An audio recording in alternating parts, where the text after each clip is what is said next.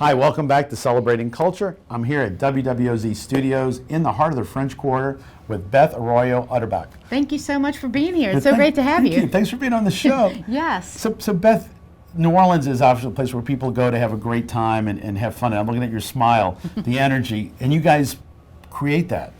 You know, the wonderful thing about WWOZ is what we like to say is if you can't live in New Orleans, let New Orleans live in you. And one of the things that we're really proud of here is not only bringing New Orleans music and culture to the people in our city and in the state, but people all over the world listen to us and support WWOZ. Your genre is to bring New Orleans to the world. Well, you know, that's what we do. We not only bring new acts to the world, like Tank and the Bangers or Trombone Shorty, which isn't so new anymore, but what we do is we preserve the wonderful jazz, not only Satchmo and Mahalia Jackson, Fats Domino, you know, Dr. John, who passed away recently. The thing about WWOZ is that their music's going to live on forever through WWOZ, because we just don't play the music when they pass away. That's just part of what we do. So we preserve the culture.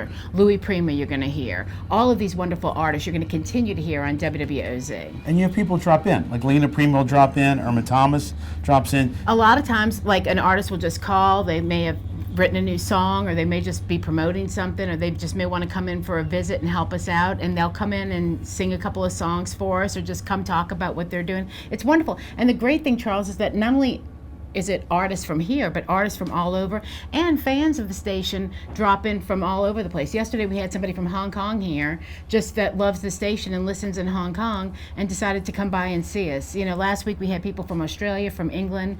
We get people from all 50 states, of course, and people just see the sign, because we're right here in the middle of the French Market, and they feel part of OZ, so they want to come and see what it looks like. So tell me about the school program you have. Okay, it's really great because we have a program here called School Groove, and each month we have a different school come in. It started off originally as like a brass band from a school, but now we've expanded that. So we have talented school musicians come in with their band teacher, band leader, and they get to play 3 songs and then talk about their school program and why they love music so much and what their aspirations are. It's a wonderful program because they will receive the same experiences. Like if Lena Prima comes in and she plays 3 songs and talks about what's going on, the school can play 3 songs live on the air. People all over the world can hear it and talk about their band program and whether they're going to major in music, whether they want to become a professional musician. So they get the exact same experience that the big stars get. Wow. Now, but how often a year does that happen? It happens at least once a month, and we also award each school a $1,000 scholarship to help them with either instruments or travel expenses or school uniforms. So they not only come and we have lunch for them, and they talk to the professionals around here about careers in radio and music. So it's just really kind of a fun afternoon for the kids, and really for all of us here at the station too. So obviously you guys are an integral part of Jazz Fest. We are. You know, we are owned by the Jazz and Heritage Foundation, and so we're obviously like intricately involved in not only Jazz Fest but also broadcasting Jazz Fest to the world, because as much as we love for people to come visit New Orleans and attend Jazz Fest, it's not practical for everybody. So the wonderful thing is that we broadcast live every day of Jazz Fest so that people all over the world can feel like they're at the Jazz Fest. Irma Thomas, her tent was packed. Yes, her tent was packed, and it was not only standing room only. They had to tell some people that they couldn't even fit in. But the great thing about OZ is that you could hear it live while it was happening. And that's one of the things that we're so proud that we do here, not only with Jazz Fest, but being here in the French Quarter. We broadcast live from the French Quarter Fest. We also broadcast live from the Crescent City Blues and Barbecue Festival. We do a lot with the Satchmo Fest as well, which is every August here. So we're very involved in the community. In fact, last year we broadcast over 300 or 400 musical acts and highlighted 900 musicians playing live, either here, right here in the studio where we're standing, or at festivals around the city. I mean, to go to a place where you're normally thinking you go to see one band play, the fact that you've got that many bands playing with those large crowds at every stage. It's an incredible deal, really, when you think about it. I mean, they have not only all the wonderful music that you can enjoy all day long, but also all the wonderful vendors, all the terrific food and drinks and everything. It's just I think it's a great value, and people just having a great time, and that's the wonderful thing. Well, I noticed this year at the French Quarter Fest, I talked to people from Baltimore, California, Washington State. It was incredible the amount of tourism that come in for the French Quarter Festival. French Quarter Fest has grown by leaps and bounds just in the last few years. I mean, when it first started out years ago, I remember there was like just a couple of stages, and it was really, really local.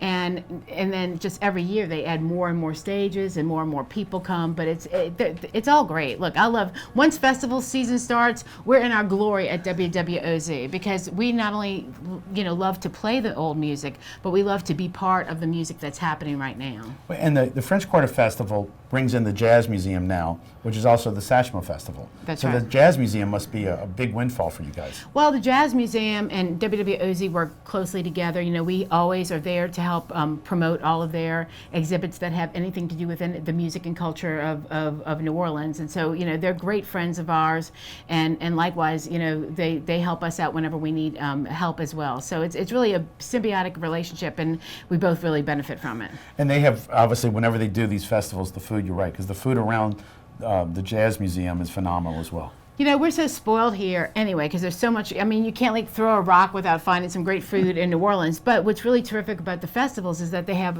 so many booths so that you can sample different food from all around, not only New Orleans, but Louisiana. Because I love that they have the Louisiana vendors as well. Back to French Quarter Festival, when you go in Jackson Square, and actually also by the river, the amount of vendors for food, it's incredible. I mean, and name brands. Well, not only is it incredible, the amount of vendors, but the lines for that food. And one of the things, there's so many wonderful restaurants here as well. So if you don't feel like eating at the actual festival, there's just a restaurant a block or two away where you could go sit down and have a wonderful meal as well. And then I understand that the Louis Prima exhibit has oh yeah, you're part of that. We love Louis Prima here at WWOZ, as we do, Pete Fountain and Al Hurt, all the great musicians, Louis Armstrong, and when Louis Prima exhibit came, we worked very hard with the Jazz Museum to promote that exhibit and let people know about it. And it's really a phenomenal exhibit, and it's so wonderful to have them a block away, because here we are keeping the music of Louis Prima alive to the world, helping to keep that music alive, and then having this beautiful exhibit right down the street. It just all ties in so beautifully. It really does. So do you see, we have so many musicians now, think about Al Hurt, or actually Dr. John, Fats Domino, that have passed away, or our heritage. Is there a great way for someone visiting to learn all about them? Or yeah, well, I mean, they can go to wwoz.org, okay, or they can go to aclosawalknola.org. And that is something that we have worked with some partners, where it actually tells the story of New Orleans music neighborhood by neighborhood. And so it's a great online resource that they can go to. They can download it on their phone. They can look at it on their computer. So there's lots of great ways. If you look at A Closer Walk, NOLA is what it's called, and you can actually take an actual foot tour if you want between the neighborhoods, or you can just take a tour online, which is I like to do that in the comfort of my air conditioning. One of the things that's so unique about WWOZ is we're a community public radio station, and actually all the voices that you hear on air, all of our show hosts, are actually volunteers. No one is getting paid for their time, and these are people that have been here, some of them 38 years, 20 years, 25 years. They've been coming here to volunteer at WWOZ, and they are just have an encyclopedic knowledge of their genre. For instance, we have people that do contemporary jazz, that's their focus. We have the traditional jazz, we have blues, and what makes WWOZ so unique is that each show host has their own unique voice and their own unique take on the music, and we're just so fortunate. So we have a professional staff, a small professional staff, but we really are volunteer driven, which I think is amazing. It's an amazing testament to WWOZ and New Orleans that we have volunteers that have been coming here and not only doing their show, but preparing their show and getting ready, hours and hours of preparation to get ready for their show. And they've been doing this as volunteers for decades, which is, I think, just a wonderful thing for OZ and our listeners. It is so much to experience, because in New Orleans, music as well as dining is just enjoying life. It's just such a key part. It is. And I think there's kind of a mystique about WWOZ, and people just can't always put their finger on it, but it just makes them feel good. It makes them feel connected. It makes them feel happy. And I think that what we do is, especially being right here on the banks of the Mississippi River. People can hear it when the streetcar goes by. They can hear the boats. They can hear, the calliope down the street. They feel very connected to New Orleans and what's going on. And I think that the mix of actually playing the music that we play, but also having the guests come in and talk about what's going on today, having the live musicians, having the kids, they get a real feel for what it's like to be in the New Orleans music scene. The other thing that's super popular is our live wire, and that is at the top of every odd hour every day. We talk about all the live music that's happening in New Orleans that night. And sometimes the live wire can go on for 2 or 3 minutes, and it doesn't even really cover everything, because that's how many live bands are playing in any single night here in New Orleans. And so we're really proud of that. And I think people just have a feeling that they're in New Orleans, even if they're not, they're connected to New Orleans. And that's why we say, if you can't live in New Orleans, let New Orleans live in you, and listen to WWOZ. That is great. And I'm thinking, even right across the street, you have French Market, where they have a couple of stages right there. Sugar Bear is one of the people that are playing, that plays all the time across the street, and I just read that he's going to be playing at the Essence Fest. So I mean, yes, we have talented musicians playing right across the street in in restaurants and all throughout the city. So it's a way for them to make a living, but it's also a way to promote their music to people, tourists and locals alike. Now I understand Lena Prima just gave you a Diva Award.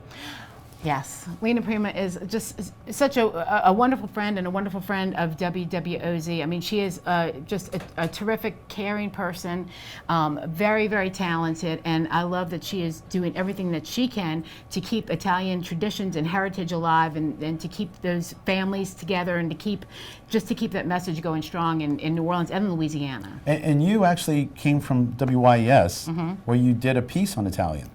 We did a documentary at WWOZ years ago called Italian New Orleans, and it was part of a heritage series that we did. We did Irish New Orleans, Italian New Orleans, German New Orleans, Jewish New Orleans, and just talking about the different ethnic groups that make up the gumbo that is New Orleans. And we were very, very pleased to be to have a special documentary just on the Italian New Orleans community. And there's one other gentleman which was related to music, and that was Cosimo Matassa. Yes. And he had a studio not too far from here. Well, Cosimo Matassa over on Rampart Street, I mean, he's like an integral part of New Orleans music. And, he merged everything into what they called the New Orleans sound, basically. He not only worked with Little Richard, but of course, Fats Domino, Irma Thomas. So, I mean, that's a real important part of New Orleans music. There's so many wonderful New Orleans stories, and Cosimo Matassa certainly should not be forgotten. Absolutely, and it's great that we've continued with WWOZ being in the French Quarter to have that heartbeat or that soul right in the center where all this music comes from. Well, thank you. I appreciate that. I agree. And I always love it when people see our sign and just decide to just pop on up and they say, I'm a member from Wyoming, or I listen to you all the time from California, or I've come all the way from Germany, and I saw your sign. I couldn't not pass without coming to say hi and how much we love to listen to your station. Great. It's like the soundtrack of so many people's lives, and we really we appreciate that, and we value that, and we take that very seriously. Yeah. Well, Beth, I want to thank you for being on this show, and thank you for individually what you've done for New Orleans through your career with WYS and now with WWOZ, and for what WWOZ does. Thank you so much, and thank you for being here, and thank you for doing what you're doing and telling our stories. Stay tuned. We'll be right back with more of Celebrating Culture.